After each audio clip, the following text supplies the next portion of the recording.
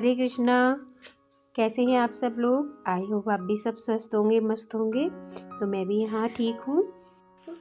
आज शाम को हमें जाना था फंक्शन में, एक बर्थडे पार्टी है। तो हम मेरा कई दिनों से ना, एक दिन छोड़ के एक दिन हो ही जा रहा था शादी में जाना। तो ऐसा हो रहा था कि हम रात को लेट हो जा रहे थे। तो मैं आके ना अपनी ज्वेलरी वगैरह, पिन वगैरह रख देती थी ऐसे, क्योंकि लेट काफ़ी हो जाता था रात को, और कपड़े वपड़े में समेट के ही रखती थी। तो मैं इन कामों को ज़्यादा पेंडिंग नहीं करती हूँ। मैं 1-2 दिन में अपना काम समेट ही लेती हूँ, क्योंकि घर फैला हुआ रहे तो खुद भी ही अच्छा नहीं लगता है। हमेशा घर को ऑर्गेनाइज ही रखना चाहिए। तो हमें यही होता है कि अगर पेंडिंग वर्क छोड़ दो ना, तो वो पेंडिंग बहुत टाइम तक लंबा ही हो जाता है। तो इसलिए आप भी कोशिश करिए अपना काम ज़्यादा दिनों तक पेंडिंग मत रखिएगा। तो अपना घर को हमेशा ऑर्गेनाइज ही रखने की कोशिश करिए। हम सोचते हैं कि आज नहीं तो कल, कल नहीं तो अभी नहीं करके हो ही जाता है देखिए पेंडिंग वर्क। मगर हमें ऐसा नहीं करना चाहिए। 1 दिन नहीं, 2 दिन नहीं, हमें तीसरे दिन अपना काम कर ही लेना चाहिए।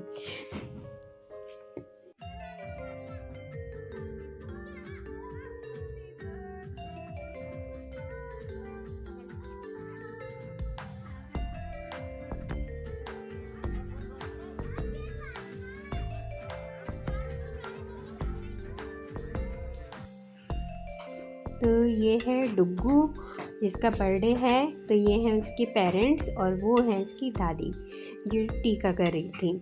तो हम इसके ही बर्थडे पे आए हुए थे। तो ज़्यादा बड़ा फंक्शन नहीं था, कुछ खास ही मेहमान थे जिनमें हम भी शामिल थे। तो हमें तो काफ़ी लेट, क्या हमारे ही इंतज़ार हो रहा था। तो मैंने सोचा चलिए बच्चों को वर्क करवा लेती हूँ, होमवर्क, उसके बाद ही हम निकलेंगे। तो इसी चक्कर में हमें लेट भी हो गया था। तो हम इसके फंक्शन में आए थे, बच्चे बहुत खुश थे भाई कि हाँ हम डुग्गू के बर्थडे पे आए हैं।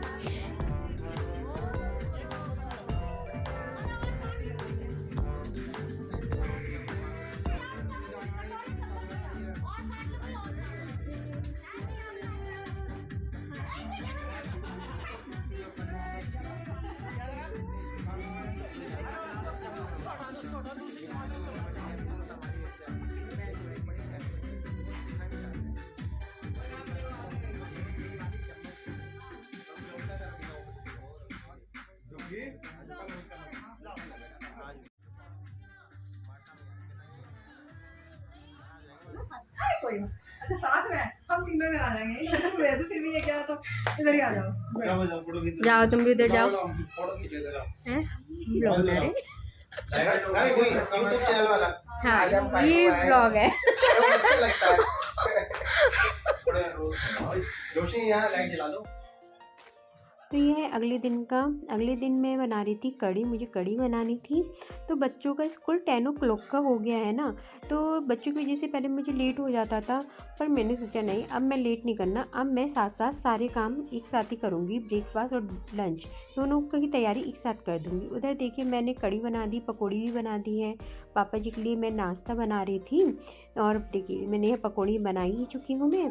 तो देखिए मेरे साथ साथ ना कई सारे काम हो रहे थे। दूध भी निकाल दिया था मैंने पापा जी के लिए, और चाय के लिए भी मैंने दूध निकाल दिया था, लोटे में अलग कर दिया था कि हाँ मैं इसकी चाय बनाऊंगी। और आंटी ये देखिए जो आपको दिख रही है ना, ये हमारे यहाँ बर्तन धोने वाली आंटी आती हैं।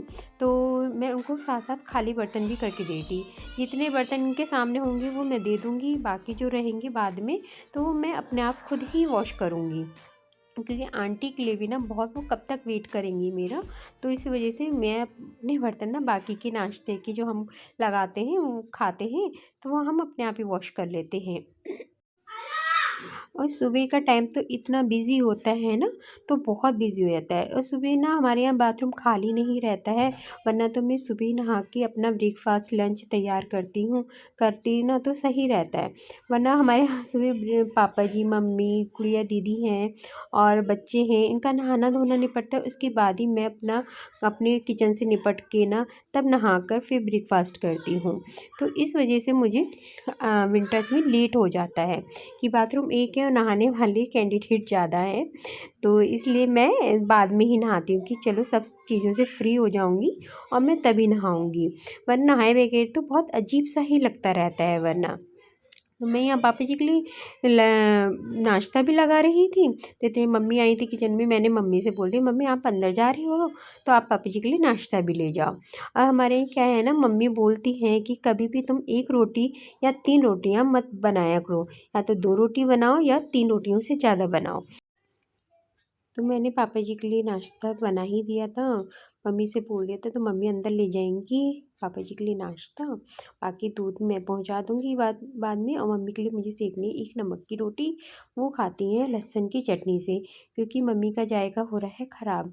मम्मी को ना दाल अच्छी लगती है ना सब्ज़ी अच्छी लगती है, मम्मी कहती है मुझे सिर्फ लहसुन की चटनी से ही पेट भरता है, इसलिए मम्मी के लिए ना लहसुन की चटनी बनती है अलग से।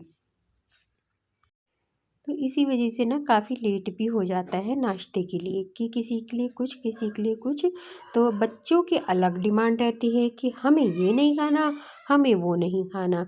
कभी कभी तो इरिटेशन सी भी हो जाती है कि आखिर क्या बनाओ नाश्ते के लिए। रोज़ का यही होता है, एक को कुछ चाहिए होता है और एक को कुछ चाहिए होता है। तो कभी कभी तो ना मैं इरिटेट सी हो जाती हूँ कि आखिर मैं क्या दूँ ऐसा बनाने के लिए कि बच्चे ना खुशी खुशी खा लें। मम्मी पापा जी को नाश्ता देने के बाद फिर मैं बच्चों के लिए यहाँ पूड़ी बना रही थी। बच्चों से पूछा तुम लोग क्या खाओगे, उन्होंने कहा पूड़ी लेके जाएंगे हम। तो कढ़ाई लगी हुई थी, पकौड़ियाँ मैंने बनाई थी, तो मैंने कहा चलो इनकी डिमांड पे इनके लिए पूड़ी बना दो। पापा जी पूड़ियों के ना कम ही शौकीन है। पापा जी से अगर पूछो ना तो उन्हें सिंपल ही खाना पसंद आता है, दाल रोटी सब्जी ये चीज़ें ही पापा जी पसंद करते हैं। वरना मैं तो सबके लिए एक जैसा बनाती, मेरे लिए तो और ठीक रहता।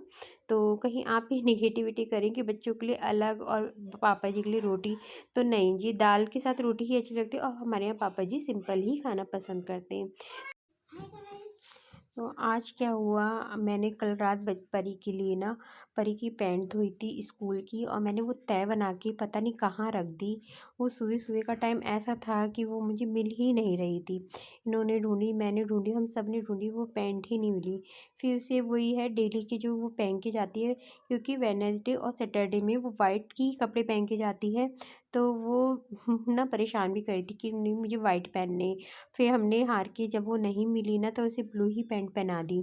तो अब वो मैंने अभी तक ढूंढी, वो मुझे मिली नहीं, बहुत टाइम तक ढूंढी, सब कपड़ों में देख लिया, आखिर वो गई कहाँ गई, कहीं वो मिली ही नहीं।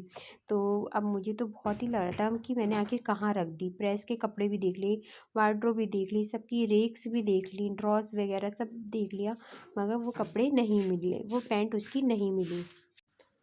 और यहाँ पर ना वो फिर से अंदर आ गई अकेली सी, और उसको ना थोड़ा डर सा लग रहा था कि स्कूल में मैम से डांट पड़ेगी कि सब वाइट पहन के आएंगे और मैं ही अलग से दिखूंगी।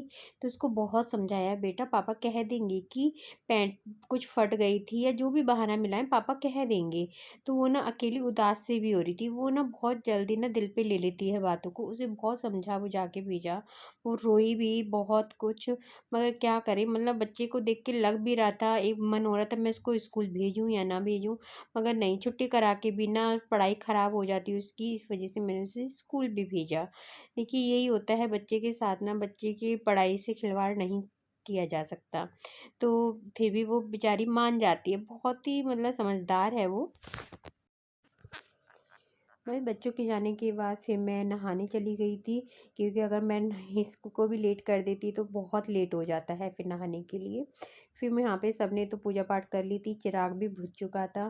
फिर भी मंदिर के आगे माथा टेकना तो वो रहता ही है, हमारे यहाँ सभी का ही नियम है, नहाते जाते हैं और मंदिर के आगे अपना माथा टेकते हुए चले जाते हैं, हाथ जोड़ते हैं। ये सभी का ही नियम है, मेरा ही नहीं है, सभी का ही है। यहाँ देखिए कमरा बहुत अच्छे से फैला हुआ था, सोफे पे जो कपड़े हैं ना, आज उसकी पैंट ढूंढने के चक्कर में मुझे अलमारी में से कपड़े भी निकालने पड़ गए, कहीं मैंने अलमारी में तो नहीं रख दिए गोदरेज की। तो वो सोफे पे जो पड़े हैं ना कपड़े, वो मेरे अलमारी के ही निकले हुए हैं। तो उसको मतलब पैंट तो वो नहीं मिली, मगर पूरा कमरा ऐसे फैल गया कपड़ों कपड़ों से भी, कुछ तो मैंने पहले ही समेट दिए थे। कभी कभी ऐसा होता है जब तक बच्चे स्कूल नहीं जाते ना, मैं या मेरे हस्बैंड ये सोफ़ा कम बेड मतलब बंद कर देते हैं। तो कमरा ना इसी को बंद करने के बाद ना कमरा ऐसा लगता है बाप रे कितना काम हमारा मतलब निपट चुका है, आधा काम निपट चुका है, वरना पूरे कमरे में ना बिस्तर ही बिस्तर नज़र आता है।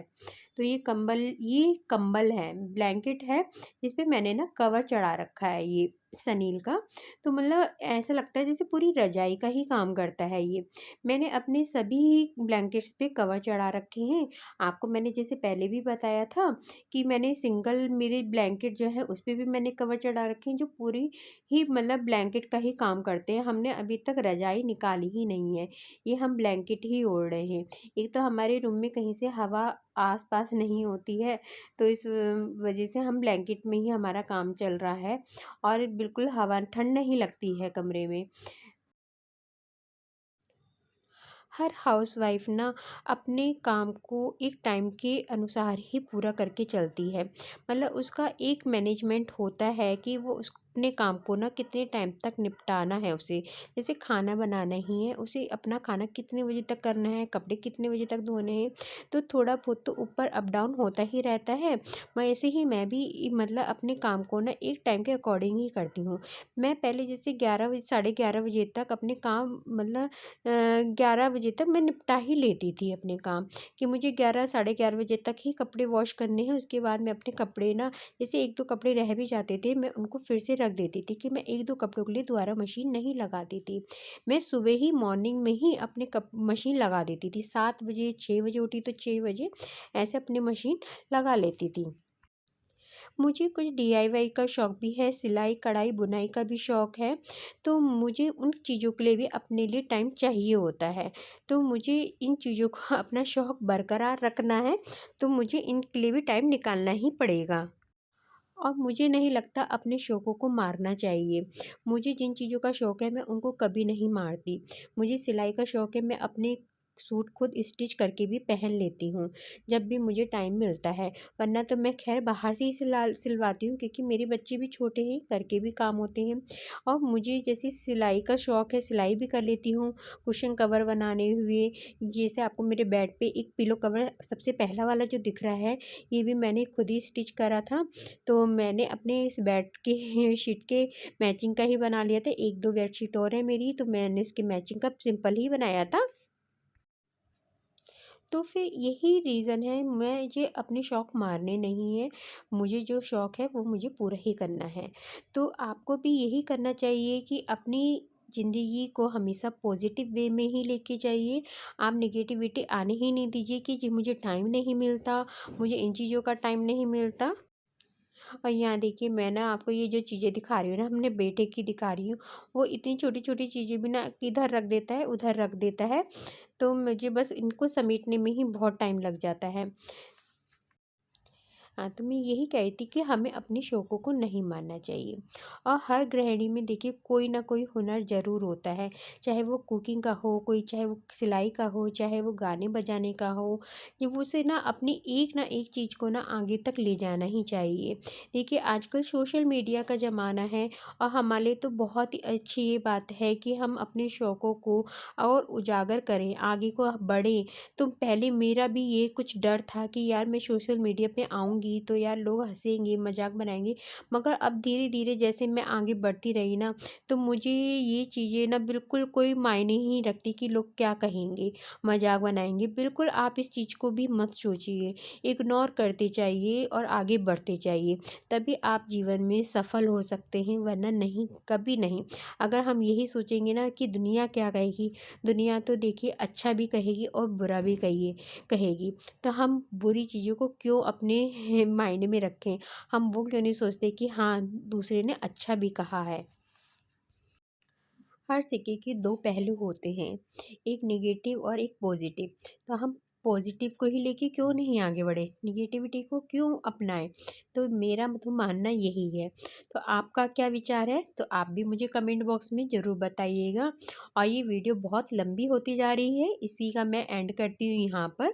तो आपको मेरी आज की वीडियो कैसी लगी? तो लाइक सब्सक्राइब कर दीजिएगा और कमेंट बॉक्स में बताइएगा कि आज की मेरी वीडियो आपको कैसी लगी। Good bye.